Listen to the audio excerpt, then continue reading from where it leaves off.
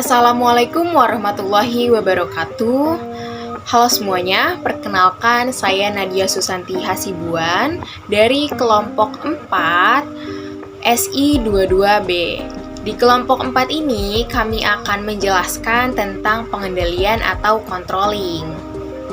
Sebelum masuk ke materi, saya akan memperkenalkan anggota-anggota yang ada pada kelompok 4 ini. Yang pertama ada Andi, ada Anita Kansa, ada Ataya, ada Gusti, ada Karina, ada Muhammad Yazid Sidik, dan ada saya, Nadia Susanti Hasibuan.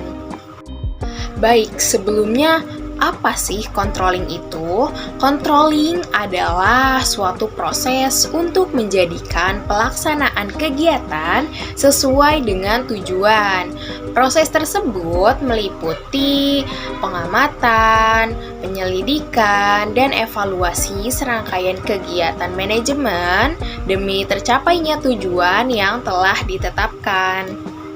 Selanjutnya, tujuan dari controlling. Apa sih tujuan controlling itu?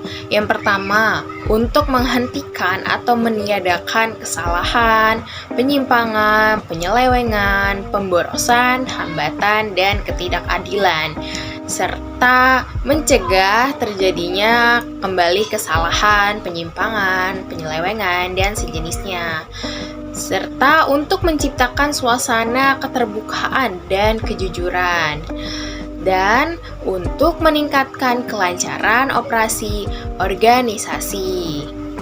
Saya Muhammad Yazid Sidik akan menjelaskan asas-asas pengendalian atau controlling.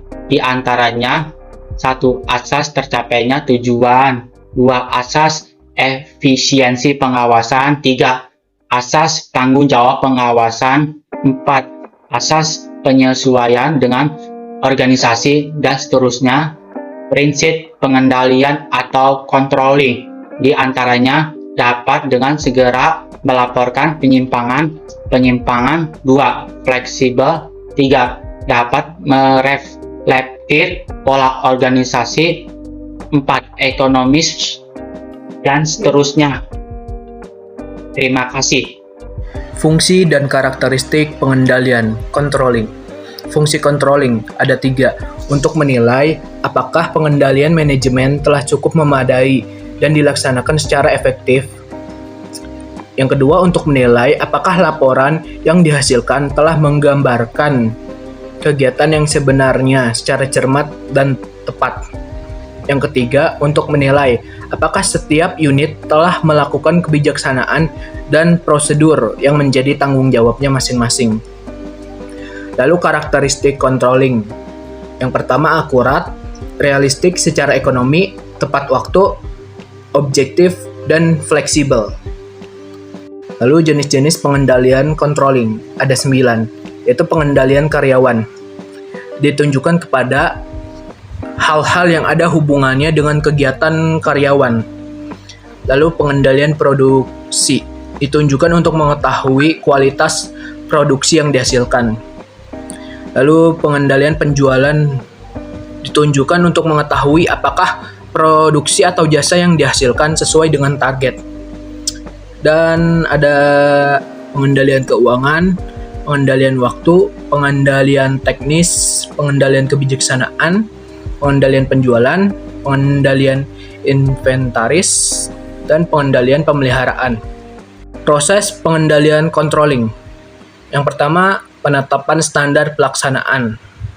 Lalu ke penentuan pengukuran pelaksanaan kegiatan. Lalu ke pembandingan pelaksanaan dengan standar dan analisa penyimpangan. Dan terakhir, pengambilan tindakan koreksi bila diperlukan. Cara-cara dalam pengendalian atau controlling. 1. Pengawasan secara langsung dilakukan oleh manajer. Kedua, pengawasan secara tidak langsung dilakukan melalui bawahan, baik secara langsung maupun tidak langsung. Sifat dan waktu pengendalian. Ke-1, preventive control. Pengendalian yang dilakukan sebelum kegiatan dilakukan. Kedua, repressive control. pengendalian yang dilakukan terjadi kesalahan dalam pelaksanaannya. Ketiga, pengendalian saat proses dilakukan. Keempat, pengendalian berkala. Tipe-tipe pengendalian. Ke-1, pengawasan pendahuluan. Kedua, pengawasan konsulen. Ketiga, pengawasan umpan balik. Untuk alat fungsi pengendalian, untuk budget, ada sales budget, production budget, cost production budget, step budget, purchasing budget, personal budget, master budget.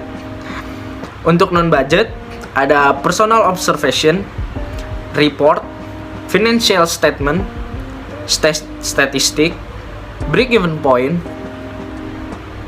Untuk terakhir, internal audit. Terima kasih.